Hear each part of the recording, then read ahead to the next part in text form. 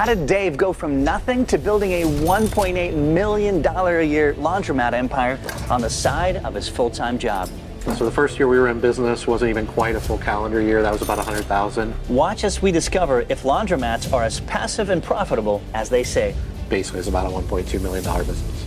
Uncover the mindset that can make you a millionaire. 4 years of 90 to 100 hours a week, and she said, "It's Christmas, what's wrong with you?" And when I had that kind of aha moment and I focused on those things, it absolutely changed my life. And at last, access Dave's 3 fundamental steps to starting a successful laundromat business. That's probably one of the more common things that people do that people don't want to hear. The people, the veterans that know how to do this really well, it's not a difficult thing to do. All right, Dave, this place is massive, and for a laundromat, it is immaculate. Let's start with just giving us an overview on the scale of your operations. Give us like how many locations, vans, etc. Yeah, so we have 4 locations here in the east side of Cincinnati. We have about 40 employees. We have a staff of entry-level employees that do laundry, things like that, delivery drivers. And then we have a leadership team of 2 assistant GMs and a general manager that runs the entire operation. We have about 250 machines across 4 locations. We have a fleet of 4 vans that are on the road every day doing our pickup and delivery business and things like that. Gotcha, yeah, so you know, he knows what he's doing, right? This isn't a typical laundromat business owner. For sure, no, it's right? not. And you've been in the business how long? Since 2010, so almost 15 years. So what inspired you to become an entrepreneur? So I wanted to be an entrepreneur even as a young kid before I even knew what the word meant. I just wanted to own a business, and I mainly wanted to do it because I was attracted to the freedom, and I could do what I believe I'm called here to do, which is serve my community, serve others. So what did you do in a nutshell before, and then why the laundromat? You know, when I was 19 years old, got out of high school, tried the community college route for a year, wasn't my thing. Got an opportunity at the local telephone company to get an entry-level position. As far as why I got in the laundromat business, I knew that that wasn't going to happen by me just quitting my job and buying a business for $1 million. And so I needed something that could start as a side hustle. I don't like that term, but I needed something that could start that way. And what ended up happening is I found a local laundromat just a couple miles from home that was for sale for not a lot of money because it was a rundown mess. We paid $85,000 for it. It was one of the few businesses that was what I call flexible. So I owned one laundromat, got it profitable, bought a second laundromat about a year later that was losing money, got that one profitable, and then about 3 years later, I quit my full-time job about 3 weeks before we were closing on our 3rd location. And that was kind of the tipping point of like, I can't do this anymore. I had a young family, my wife had a career as a school teacher, and it was like, enough is enough, no more side hustle, I gotta jump. Go all in. All right, so we'll talk about buying the best equipment later on in the interview. I'm curious about the slick-looking self-serve machine. What does it cost these days in 2024, and how much revenue can it generate on a machine basis? What do you think? Yeah, so these are 60-pound machines. These wash 6 loads of laundry at one time. It's about 10 pounds per load. That's huge. Kind of an industry standard. This machine costs about $12,000 ballpark. Probably generate about $150 a day. In revenue in this location. Now, that's actually not our biggest machine. Gotcha. So these machines up here are 80-pound machines. What we call our monster loaders. These will wash 8 loads of laundry at one time. These run about $16,000 to purchase, and these generate about $200 to $250 a day in revenue. Now, when I say a revenue, that's self-serve. But as I mentioned, we have a pickup and delivery business. This machine probably generates about $400 a day in revenue because we generate as much money when we're closed to the public as when we're open. Wow, so the $16,000 investment really is a small number compared to the big picture, right? This laundromat is what I call fully optimized, meaning that we generate a lot of revenue from self-serve customers. We generate more revenue from people dropping off laundry at the counter that our team processes here, but we generate the most amount of revenue per location for our pickup and delivery business. So this is not just a stereotypical self-serve laundromat. That is our core business, and that is our foundation.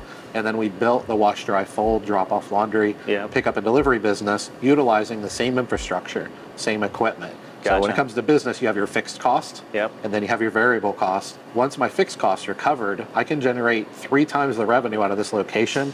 I didn't have to buy this machine again.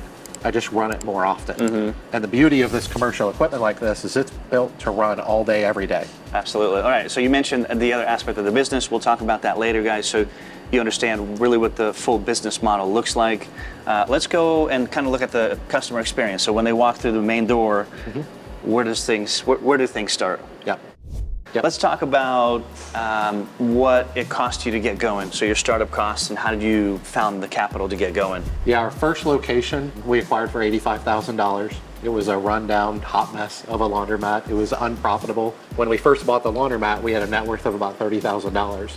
Yeah. And that was cash we had saved up over the course of 3 or 4 years. So you financed it, because $85,000 Yes. purchase, so you financed the balance? Yeah, we got a small SBA loan. So the way the $30,000 went, that was liquid cash. We put about $15,000 down, took out a small business loan for $70,000. Gotcha, yeah. Bought the business, which was a mess. And the other $15,000 we used for improving the business. I call it putting lipstick on a pig. Yeah. We did a lot of sweat to start equity. with, at least, yeah. Yeah, for sure. So what's your advice for someone that doesn't have a lot of cash to start with? You know, $500 to $1,000, but they want to get into the laundromat business. They found one that's failing at 70 grand. With what you know now, how do we go about that and execute? Yeah, there's a few different ways. I described what I did, which is an example. I mean, I started with zero. You can just save up the money, work overtime, sell your car. I mean, you can liquidate things. That's probably one of the more common things that people do that people don't want to hear, is cut your lifestyle, sell your house, those type of things. Another one is bring on a business partner. There's a lot of business partners out there with the capital, and if you can prove to them that you're the right person to invest in, they'll bring the briefcase, so to speak. Yeah. Somewhere in the middle is something like acquiring a laundromat that's a rundown mess. Sometimes you can acquire them with seller financing. That wasn't an option for this deal. But if you were to buy a laundromat for, say, $50,000 that's in a worse shape than the one I bought, and the owner owns it and it's worth $50,000, but it's not financeable, then a lot of times you can talk them into seller financing. I like that. And even if it's short term, 2 or 3 years, you know, you don't have to pay it off in 2 or 3 years. You just get your foot in the door. You'd be surprised how different the industry will look at you from a leverage and risk standpoint if you are an owner versus a newbie. So just figure out a way to get the business. The sooner you can make it profitable, the better. Sweat equity is a big part of that. What would you say are the 3 fundamental steps to being successful in this specific business? The location is number one. If you have a bad location, the best operator can't overcome it. Being able to buy the best equipment, knowing how to source that, how to find a great distributor is definitely number 2. Yeah. And then when you find a great location, not overpaying for it. You think that's easy to do? It's not as easy as it sounds, but it's a knowledge and a mentorship kind of conversation. The people, the veterans that know how to do this really well, it's not a difficult thing to do. For a newbie, the most important thing you can do is not overpay for your location. Interesting. Well, let's go check out the Kids Zone. Sure. As a father, I want to see what's going on there. Welcome to the Kids Zone. You don't see this a lot in laundromats, typically. When you got this location opened up, was this the idea from the get-go, or did it kind of evolve? In this space, when we acquired this real estate, it was a 9,000 square foot building. And so I was like, hey, we have a luxury here we don't have anywhere else. And there were many things we could do, for example, the width of the aisles and things like that. But we get a lot of feedback. One of the things we really try to do in our business is focus on our ideal avatar, which is families with small children. We want to impact the world in that way, but we also just want to serve them. And of course, they have more laundry, so they're better customers, right? Yeah. And so if you provide an amazing place where kids want to go, a la the McDonald's Kids Zone, right? Then kids will tell their mom they want to come to Queen City Laundry. So you have a full-time job, you have a family back in the day, you're running this business as a side hustle to get things going. How did you prevent yourself from burning out? What's your advice to other entrepreneurs who find themselves in a very similar situation? Well, the truth is, I probably did push myself too far, and I don't recommend that, so learn from me. My young kids, there was a couple of years where they basically didn't see me. Wow. I worked 90 to 100 hours a week for 4 years. You can't get Carla, that back. my wife, was a school teacher. She had her own career, and she was a single mom. Now, we made that conscious decision as a family to go that hard, but the truth is, if I had pulled back, she would have been okay with that too. Yeah, for sure. So what did those initial years look like? I'm curious if there's a highlight, a story, a learning opportunity for us, because those initial years, obviously is a grind, right? And then maybe help us understand the year-over-year revenue, year 1, 5, 10 and 15 and so on. Yeah, probably the craziest story I talk about in my book is Christmas morning. So we had owned a laundromats for 2.5 years. I had been working 90 to 100 hours a week. I had worked and slept and made sure I didn't miss birthdays, but that was it. Very strategic. Didn't matter what day of the week it was. And I woke up on Christmas morning at 5 a.m. and I get in the shower and I get my shower and I get out of the shower and I'm getting dressed to go to work. And Carla, who is asleep, my wife, she rolls over half asleep in bed and she says, "What are you doing?" And I said, "I'm getting ready for work." You were so out of mode. And she said, "It's Christmas. What's wrong with you?" Sorry, I might tear up a little because I'm Sorry. I mean, there's a funny note to it too, but I'm with you. Sorry, I apologize. The truth is that I felt like a terrible husband and dad. And that was kind of a shock to my system. I was so deep, I didn't have an option but to keep going. So I couldn't change anything at that point. Did you go to work that day, or did you? Well, I was getting up and going to Cincinnati Bell, which I wasn't working on Christmas Day. Right. So her point was, the first time in 2.5 years you could sleep in. What are you doing? But that's not how it came across to me. It came across to me very differently. So that was a traumatic day.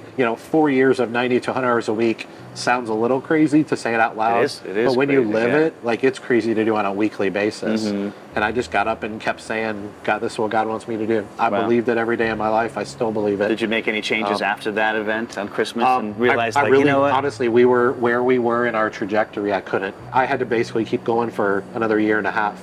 But that story will sit with me the rest of my life. Now, as far as revenue, transitioning all that hard work and all that sacrifice, what did that look like?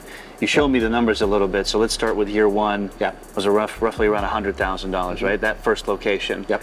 Give us the 5, 10, and 15 kind of projection. Yeah, so the first year we were in business wasn't even quite a full calendar year. That was about 100,000. Not bad. About 5 years later, we were doing about 700,000 with 2 stores. Might have just acquired store 3 at that point. About 5 years later, we were about 1.2. Last year, we did about 1.8, and then this year we're on path to go to 2.2. Gotcha. And obviously, it's not because of just the machines and the locations, right? You've added other revenue streams like the full service. Yes. How much does that account for as far as business revenue? Yeah, it's about percentage-wise? 50%. Wow. If you count drop-off laundry, dry cleaning, which we do at a couple locations, and pickup and delivery, it's right at, it'll probably go over 50% this year. Amazing, okay. And that's where we think a lot of our growth is until we acquire another location, which we don't plan to do for the next 4 or 5 years. Gotcha. We expect to double our pickup and delivery volume in the next 3 years. Gotcha. As far as profit margins, Dave, in this industry, what's like ideal? What are we shooting for? Probably the highest profit margins in the business are around 40%. Pretty rare. Amazing operators, incredibly efficient operations. Get to 50 maybe? I don't know anybody that's gotten to 50. I'm not sure that it's would be possible. epic, yeah. I would say average operators can be in the high teens, low 20s, and the elite operators are 30, 35, 40. Okay, awesome. All right, I am curious to go take a look at these machines with direct injection. I've never heard of that because we've done a laundry interview, but I don't think that was mentioned in that interview. What's unique is he is one of the only 5 locations in all of the country offering this technology. Give us a 101 overview on what the heck it is and what difference has it made. Yeah, so the product is called Perfect Pour. It's an advanced level of direct injection. Behind the restrooms there, we have bulk cavities of washers and detergent and softener and things like that. We'll show you guys the inside. And it basically goes up overhead into a cavity, and the tubes come down in the machines. See them there. And essentially the way that it works is when a customer comes up, they'll choose their product or service, and they'll hit next, and they'll choose dispense detergent, and it adds $1 to the cost. And if they want to dispense softener, it adds another $1 based on the size machine, and then they just pay. So instead of bringing it myself, I don't have to worry about it. Yep. And so the idea behind it for us was kind of a 4-pronged approach. One of them is we can make $2 more for the same customer. The second is we can provide a higher level of experience. We want people to know that when they come to Queen City Laundry, we have things no one else has in the country. We are innovative in every way, shape, and form. Our reviews reflect that. Our team reflects that. We want our margins to reflect that. But that all circles back to the customer experience. And the good news is what we're seeing early on is our adoption already in the first, we've only had it for 4 months. Our early adoption is almost 40%. And what Hydro tells us is there's a couple laundromats that have had it for over a year, and they're over 50% adoption. So when we extrapolate those numbers out, just from a customer experience perspective and a revenue perspective, we expect about a 2-year ROI. Whoa. Yep. Looks like a computer CPU with a bunch of blood vessels or whatever you want to call them. Yeah. Why you, out of all the locations in the country that they've pursued, or you pursued them and said, let's make this happen? Yeah, it was a combination of things. Curious. One of them is Hydro, the company that manufactures this, is local in Cincinnati. They're actually about 20 minutes from here. Gotcha. So that was a big part of it. One of them is I'm kind of a thought leader in the industry, and so they approached us because they want to get awareness, and they want me to tell people that it exists and I use it and all that stuff. And then a big part of the reason that I reacted to it is because everything in our business model that we do, the this goes back to the optimization, is all around the future of the industry and bringing the future of the industry to today. I have the resources to do that. I have the team to manage the data because we're kind of collecting data from this. As importantly, we want to share that very authentically with the industry. And I'm not afraid, there's risk when you're number 5. There's risk in an It either investment works this or size. doesn't, right? Yeah. And the one thing I told Hydro is that if it doesn't work and it's not a good investment, I mean, the Mess thing something you up need to there. understand is I will tell the industry that too. So Yeah. I'm not gonna. They I'm not need gonna your sugarcoat it. feedback to improve whatever they're And that's a doing. big Makes part sense. of what we do at Queen City Laundry is we share with the industry because we're trying to drive the industry forward so that other laundromat owners in other parts of the country can serve their communities at a higher level. What's your advice to pricing out services and making sure you're not undercutting yourself, you're not overpricing yourself, and kind of right there in the sweet spot? The truth is, what I tell people to do is do a fair competitive analysis of you and your competitors in your local market for those services. Figure out where you stand as far as your overall value proposition, the value you deliver to the market, and then price accordingly. What's the secret to acquiring great equipment and machines? This is kind of the piece of the puzzle of 3 things you need to be successful in this industry. So talk to us about new, old, what have you learned? There's nothing wrong with used equipment. It can be a means to an end. But what I always tell people is, unless you're in a very, very small market with very little population density, you're probably not going to build a business model long term around self-serve used equipment. It's just not typically viable. You really want to evolve as quickly as possible to the top of the industry when it comes to equipment. And once you get into the equipment side of it, I mean, there's roughly 7 or 8 different major manufacturers of equipment. And the key there is finding a rock star distributor. You find someone like that, that's 50% of the battle. Because the truth is, as a laundromat operator, it's very difficult to keep up with technology. It's very difficult to keep up with the changes in the industry and the controls of the machines and the efficiencies of the utilities and all these different things across manufacturers. It's not hard to keep up with one. It's hard to keep up with them all. But to know, what I'm buying today, the best equipment versus 5 years ago, that's a very different conversation.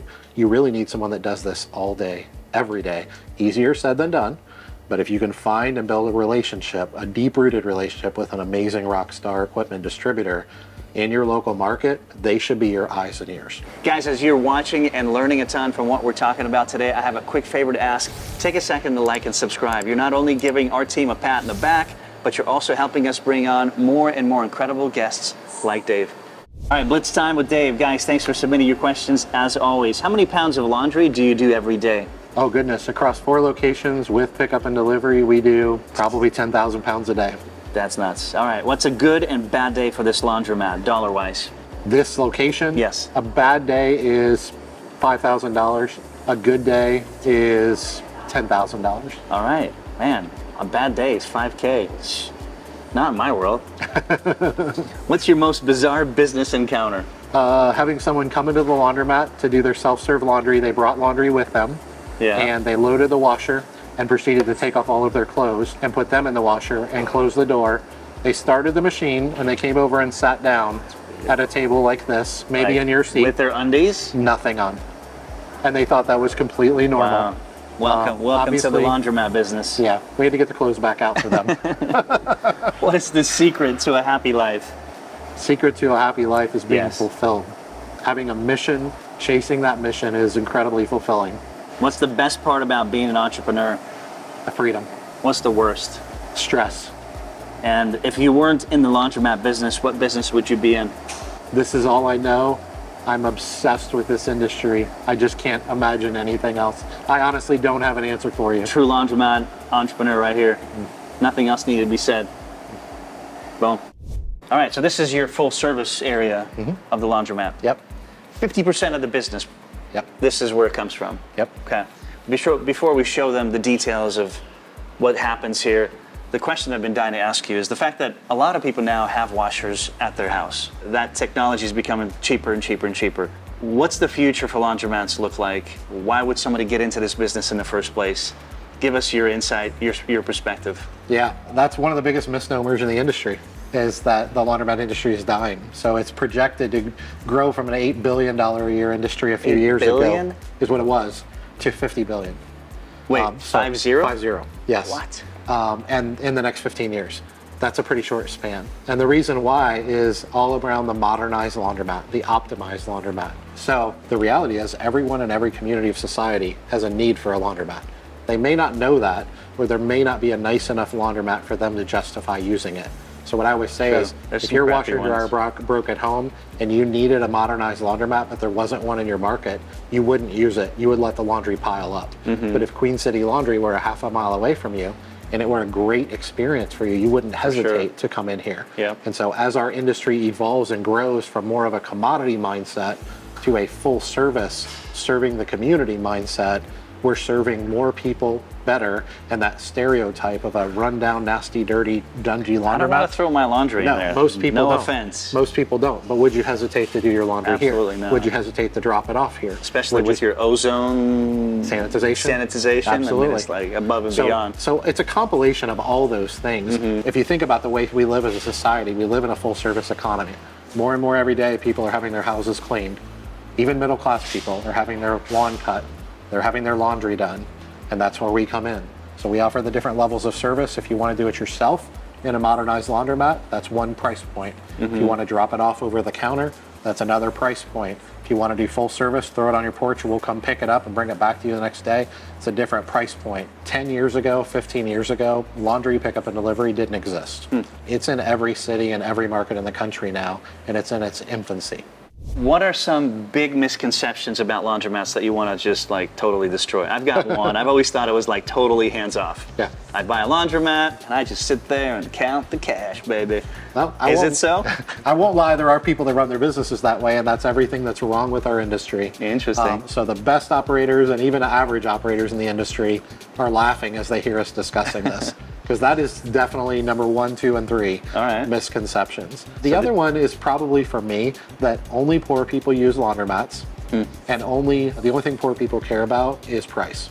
20% of our revenue comes from low-income customers. It's actually a pretty low amount in this business model. And you have to understand that I grew up very poor. So I remember the days when I was a young child. Even though we didn't have much money, we didn't always make decisions based on only price. My mom would make decisions with my dad based on safety. They would make decisions based on cleanliness. Yeah, I was going to say they would make decisions based on service. And this is back in the 70s and 80s, right? I think more so now today than ever before, people value service. They value relationships. Customer service tends to be kind of a lost art in a lot of ways. We're bringing it back. So you've got more than 100 5-star reviews across 4 locations. I want to know more about what a great customer experience looks like for you, and then how do you actually get those reviews? You know, how do you ask for them? I'd break that down into 2 things. The facility. So you have to build a facility that gives a great customer experience for the person. You can have the best team in the world. If you have a horrible facility, no proper layout, etc., old equipment, they're not going to have a great experience. But I believe the flip side is also true. So if you have a great facility and you don't have a great team with documented SOPs and a team that's focused on servitude and all the things that we've talked about that are important, that's a big part of it as well. So you have to be intentional with your team and your training, your empowerment, and all those things. Are those reviews organic? People just left them without you asking for them? Or is there a process that you have in place where you ask for reviews, you follow through to make sure they leave one? Give us an insight I don't know what on the percentage is, but I would argue the majority of our reviews we've intentionally asked for. So some of those would be examples of signs that my wife has made out in the store that have QR codes that say the biggest compliment you can give us is a review. They scan the QR code, it goes right to our Google business profile, and they leave a review. Make it as easy as possible for them. The other one is being more intentional digitally. We have our customers' phone numbers and email addresses that we collect, and we will send them text notifications, email notifications asking if they had a great experience, and if they did, would you leave us a review? The last thing is being very intentional in the way you train your team to ask for reviews. When you run a business at this level, every day your team is getting compliments from your customers. And then we pay our team a bonus of $5 per review if their name is mentioned in a review. That's awesome. Those are all proactive things you can do. Doing your laundry is a lot like managing your business's team. Do it right, and you get a clean, fresh-smelling business running smoothly. Do it wrong, and you lose your favorite t-shirt. Ugh. How you organize and manage your team has consequences. That's why there's Connect Team, the mobile-first employee management app designed for non-desk teams. It's the one-stop shop for all your business needs, saving you time and hassle. With Connect Team's time clock, teams can instantly clock in and out of the app, giving you a clear overview of who's working and where. Manage your absences, overtime, and PTO, and save time on payroll processing like never before. Need to manage your crew's schedule? Connect Team's scheduling feature lets you create and share schedules instantly. Adjustments are easy with a simple drag and drop. From composing custom forms to seeking real-time employee feedback from the field, Connect Team's digital forms and checklists keep you organized and ready to tackle incidents as soon as they occur. Whoa. With Connect Team's small business plan, teams of up to 10 employees can get access to all of the Connect Team's features for free, while bigger organizations get a 14-day free trial. What are you waiting for? Click the link below and open your free account today. All right, so this is where the full service basically area is designated for that. It was all full in the morning. Now the closed is all out for all out for delivery. Yep. Okay. Well, on that note, like, what made you pick up or add pickup and delivery service, and what difference has it made in your business? The reason that we did it is because I got to the point where we had a good business. It was profitable. It wasn't great, but it was solid. I knew I had all my fixed costs covered, and our fourth location that we had acquired had a lot of extra space. It was 5,400 square foot. The laundromat footprint was about 3,000 square feet. It just had like a couple thousand square foot of storage, and I didn't know what to do with it. And so I was trying to maximize the storage more than the facility. But part of the brainchild and the thesis around why I launched was I had spent millions of dollars of equipment, and it was turning 3, 4, 5, 6 times a day, and it's built to run 20 times a day. And my business model, wanting to really focus on, instead of location numbers 4, 5, 6, 7, 8, 9, and 10, I wanted to figure out how can I make as much money as possible. And that was the time where I shifted into this optimization mentality. So yeah, you're probably going to go there. Yep. Yeah. And what has that done to the business? So it's basically what, open 24/7? Because you're not doing full service cleaning and laundry during normal, regular hours. Very rarely. We do about 10% of our pickup and delivery laundry when the store is open to the public, but 90% of it's done overnight when the store is closed to the public. How much staff is designated to do the full service? Out of our 40 team members, so we have 7 delivery drivers at the moment, and we have 10 laundry processors, so roughly half. Half of your business? Yeah. Half of your staff? That makes sense. Okay. Yep. Are the margins different on the full service as opposed to the self-serve? Great question. When you launch the first few years, if you're really trying to scale and you're not focused on profitability, you're focused on capturing market share, then it's very unprofitable because it's inefficient. The logistics aren't efficient. You typically haven't figured out how to process laundry at scale. So you're processing a lot of laundry, but usually not making a lot of money. That's usually the first year or two, depending on how quickly you want to scale. The other side of it is it's one of our more lucrative revenue streams now. Once you've got the wheel spinning, everything is in motion. Yeah, our self-serve stores generate around 32, 33% profit, and our pickup and delivery is almost identical to that right now. Not bad. Now with scale, as we go from what we do right now to double and triple that volume over the next few years, which we plan to do, we think we can get those into the high 30s. Well, let's go to the Mount Washington location, where in fact all the drop-off, pickup, delivery business started, right? Yep. A lot smaller than this? Yeah, about half the size. Half the size. Not small, but but where it all began. To this. Yeah. So let's take a drive. All right. All right. Well, welcome to the 4th location. Oops, sorry, Dave. So this is your 4th. Yep. This is where the delivery and pickup also started as well, right? Yep. Can you tell us a little bit about how this deal came about? Maybe share some numbers, the negotiation tactics, things like that. Yeah, so the great thing about this is we already had a relationship with the property owner. They actually owned the real estate at one of our other locations. This store was run into the ground. It was a mess like all 5 locations. They called us up and asked if we were interested in the space. We negotiated. I bought the place for $35,000. 35 grand. At that point, this is our 4th location, so we just wrote a check for that. Yeah. We acquired the store, borrowed about $500,000, put all new equipment in here. Okay. Everything you see today, basically there is nothing in here you see that was here when we bought it. What'd you pay 35 grand for? Basically the location. The lease, essentially. Pretty much, yeah. Any key takeaways from negotiation, talking to seller, landlord, anything we can learn from? Probably the best thing I would tell people is, whenever you build a relationship with anyone in business, always nurture that relationship. One, it's good for your business. So the people I bought the business from own the building. So they're my landlords. I see. right? So it's one of the same people. Right. Yeah. That's So the people at our other location, our Superstore, they owned that real estate. When that store went out of business, which was number 5 for us, they called me. And no one else even ever had a chance to acquire that real estate. wow. What is the secret to choosing the best location? And once I found it, identified it, what are some tips to make sure we don't overpay? When it comes to finding a location, that's a lot about networking and things like that. You can even network with business brokers. They'll let you know when locations come available. You don't need an existing laundromat to start, though, right? You don't, but it's highly recommended because the come? infrastructure is so expensive. I see. So to give you an example, we did a lot of interior work in this space, but all the infrastructure is 30 years old. We've utilized all of the infrastructure still to this day. The drains, the plumbing, the water lines is all original. We put a little TLC into it, but this would cost you about $400,000 in just infrastructure. Just the pipes? To build just out the- this space. What? Yes. Okay, that So makes sense it's- why you're looking for something Yes. existing. So you are, what I tell everybody I know in the industry is always look at the local market, how it's serving the community, and can you take a rundown laundromat and revitalize Yeah. it. That's a much better business model. Okay. If you can't do that, or there aren't the right locations, they're not the right size, they're not in the right demographics, etc., that's when building makes sense. Okay. What about not overpaying? What are some key steps there? Yeah, I think the most important thing there is just to understand the laws of supply and demand and your place in the market as you're acquiring the store, and then also what you're turning it into. You're buying the business as it sits today. If you're buying it based on a multiple of net operating income, which is not usually what you're buying in the laundromat industry, or you're just simply buying a location. Sometimes you're paying for infrastructure. So an example of that would be this space. I just threw $35,000 at him. It was a random number because that's what made him happy. And I just needed the location. I just needed the space. The potential of what I could turn it into was easily worth in the millions of dollars to me.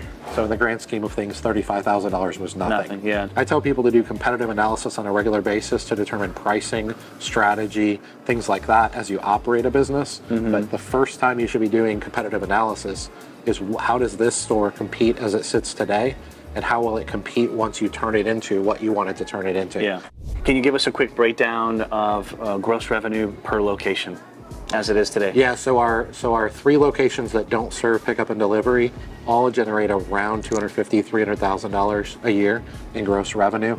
Operating costs are about 70% of those. They're all at about a 30% margin. Gotcha. That's pretty if that good. makes sense. Yeah. And then our Superstore, our biggest location where we do delivery out of, the majority of our dry cleaning, the majority of our drop-off laundry, basically is about a $1.2 million business. What the operating costs look like on a monthly basis? About $200,000. Oh, a year. A year, Annually. in a year, Yeah, okay. annually. Yeah. So, Yep. yeah, okay, not bad. Do you ever think that you'd be where you are today in terms of like goal setting, getting started, or you're like, not really? Does money make you happy as well? To answer your first question, is not even close. Like if you had told me back in 2010 I'd be half where I am today, I might not have believed it. I was just trying to replace my salary. Never dreamed a million years that it would turn into what it has today. You've certainly accomplished replacing your salary. Yeah, we have for sure. Doing well, good for you. As far as happiness, I mean, I already had a great wife and a great life and great kids and all that. What I've always read, and I have found this to be true, is that money magnifies what you already are. True. Yeah. Was I already very happy, very blessed? Absolutely. Has money given us a better life? Sure, Absolutely. absolutely. Yeah. Starting now, you can take the guesswork, surprises, and costly mistakes out of the equation. We partnered with Dave Menz to give you the ultimate resource for building your laundromat business from scratch. I'm talking step-by-step blueprints that cover everything from finding your first laundromat all the way to negotiating the deal and counting up your coins. And that's not all. With the UpFlip Academy, you also have free access to expert coaches and other active entrepreneurs to help you build the business and the lifestyle that you deserve. Visit UpFlip.com and join while you can. People have hyped up laundromats quite a bit, especially like it being a passive business. Buy one, hands off, you're good to go. Yeah. Are they as passive as they say?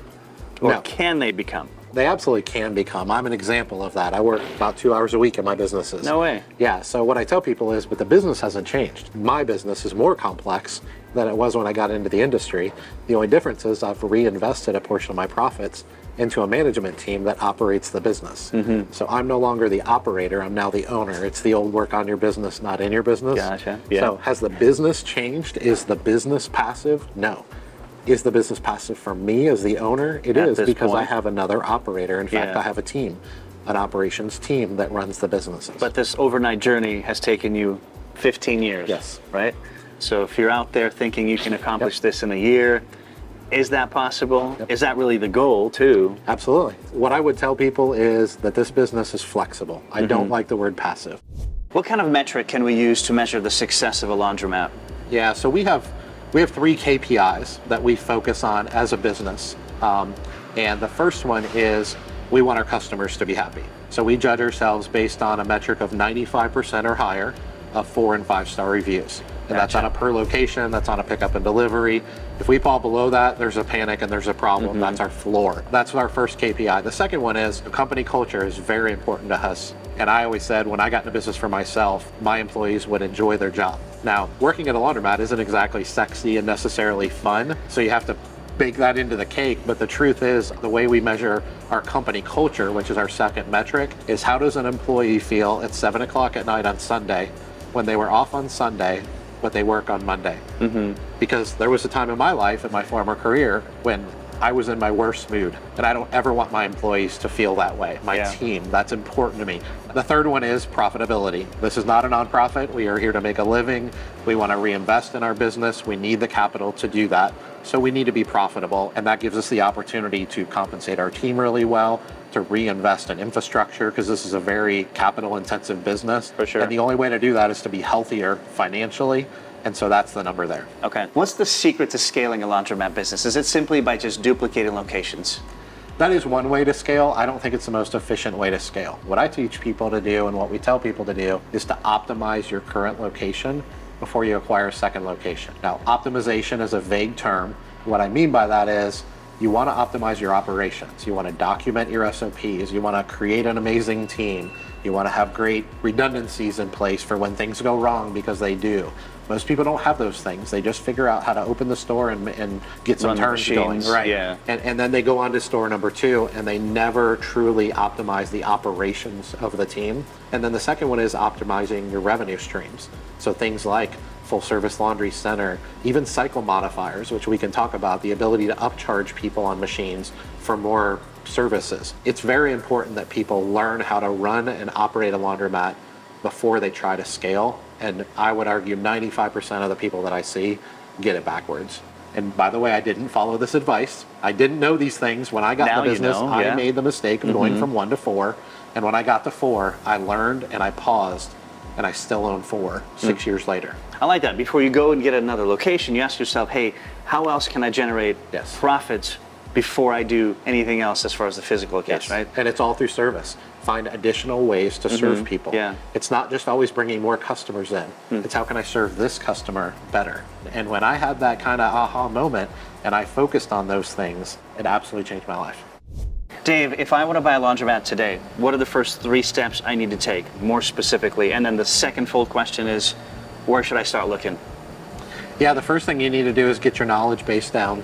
Things like the UpFlip Academy, courses, podcasts, things like that. That's why I recommend people start, because if you jump in too quick, you can really make some catastrophic mistakes. So I would say get a foundational knowledge. You're not going to know everything. You're not going to be perfect. You're not going to be an expert, but some things will jump out at you. That's the first thing. The second thing is, simultaneously while you're doing those things, begin networking. You can do virtual networking through, once again, academies and things like that, conferences, workshops. Then it's time for the meat and potatoes. That's when you actually start looking at locations. For real estate investors out there, you know what I'm talking about by off-market deals. Off-market deals are probably 80% of the sales in our industry. We are not sophisticated. We do not have comps. We do not have... You're not going to see a listing for a laundromat. I mean, you could through a business broker, Yeah. but that's not as percentage-wise, it's not very common. But what you're going to do is I call it the journey. You're going to look at laundromats. Some of them will be listed with a broker for sale. Some of them are going to be off-market deals. Those will come through networking and building relationships with equipment distributors. They will know of those deals and bring them to you if you let them know that you're interested in the industry. Partners in that, and then the last one is actually getting into the nitty-gritty of looking at P&Ls and valuations and due diligence and financing and all the nitty-gritty that takes to get the deal to the closing. And that's a process in and of itself that is much more of an art than a science. Right? Gotcha. In the real estate world, it can be relatively scientific, and in the laundromat world, it's mostly an art.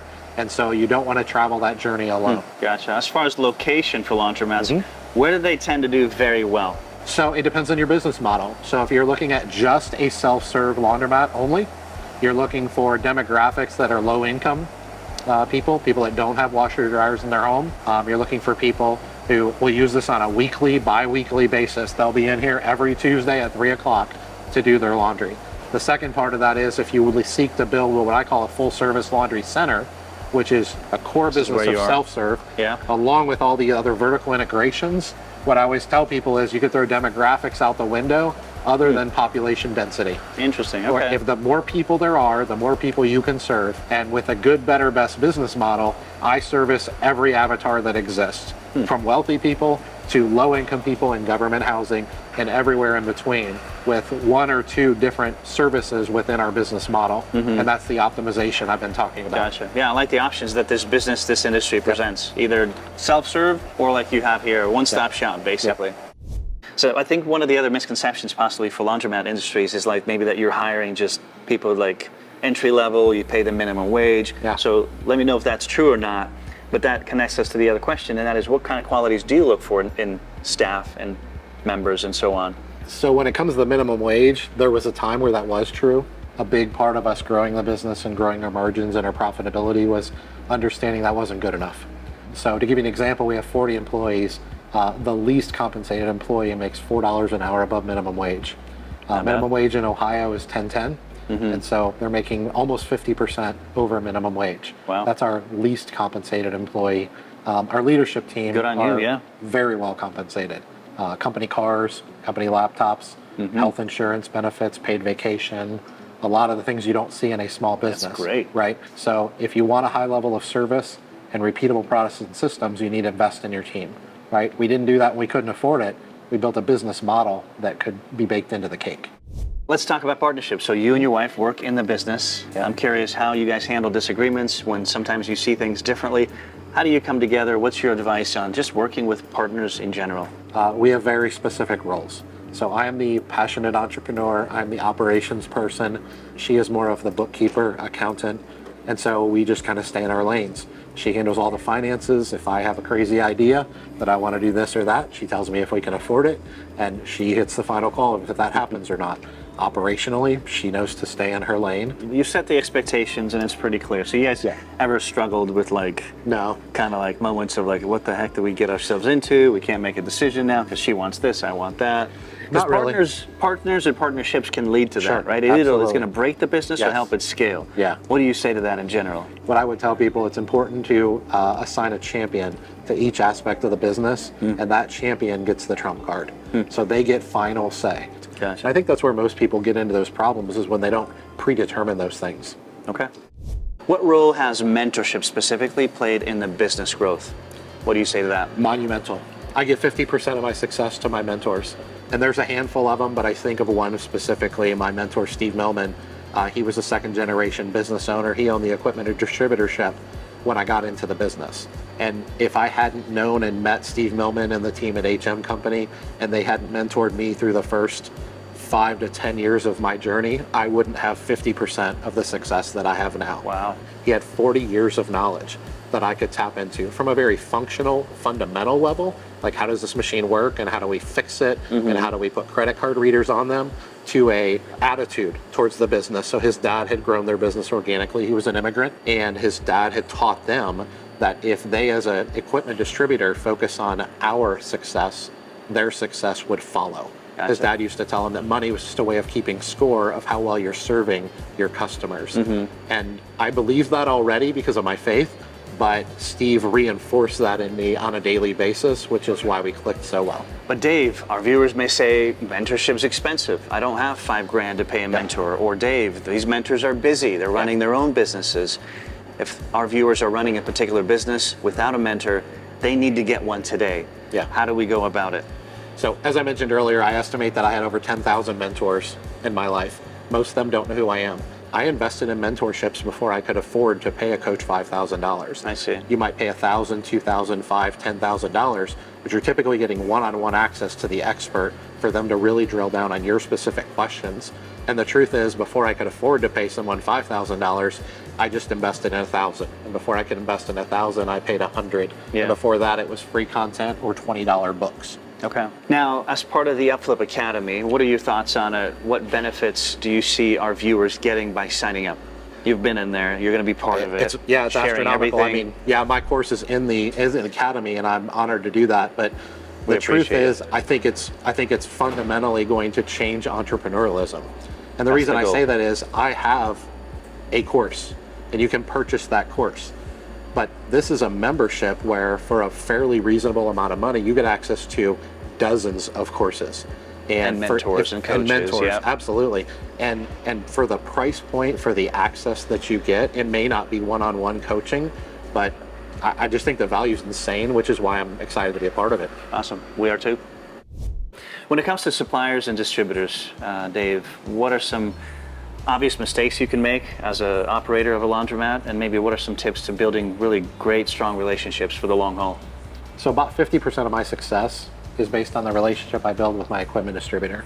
I would attribute another 20 or 25% of my success to the rock solid relationships I've built with service providers. This is plumbers, electricians, accountants, bankers, finance people, you name it, anyone that provides something to my business that I need. And my focus is always to find the win-win. So I want them to be focused on my success. And so therefore, what I give in return is I am focused on their success. So something that's not very popular that I share pretty openly is my equipment distributor. I've bought about $5 million in equipment from them over the years. Whoa. I've never once negotiated price. I could have talked them down on price, but I've never even tried to.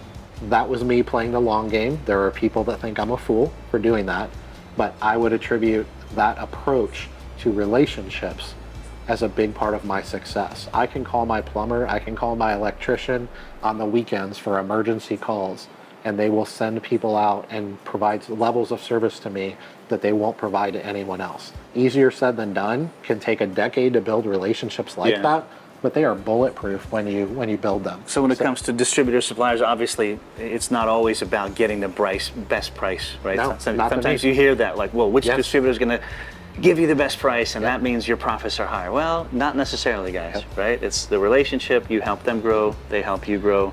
That's a win-win. And probably some entrepreneurs think I'm crazy. I hear it all the time, but it's a big part of our success, and I'm insanely passionate about that. Cool. I just think it's the right thing to do. What is one piece of advice you'd like to leave our viewers with? Could be anything. Yeah, one of my mentors told me a long time ago that if you just focus on serving the people, solving problems for your community, that the money will follow. That's easier said than done. Sometimes you got to watch the money, you got to watch your margins and all those things. But that's something I've really taken to heart, especially over the last 5 to 7 years.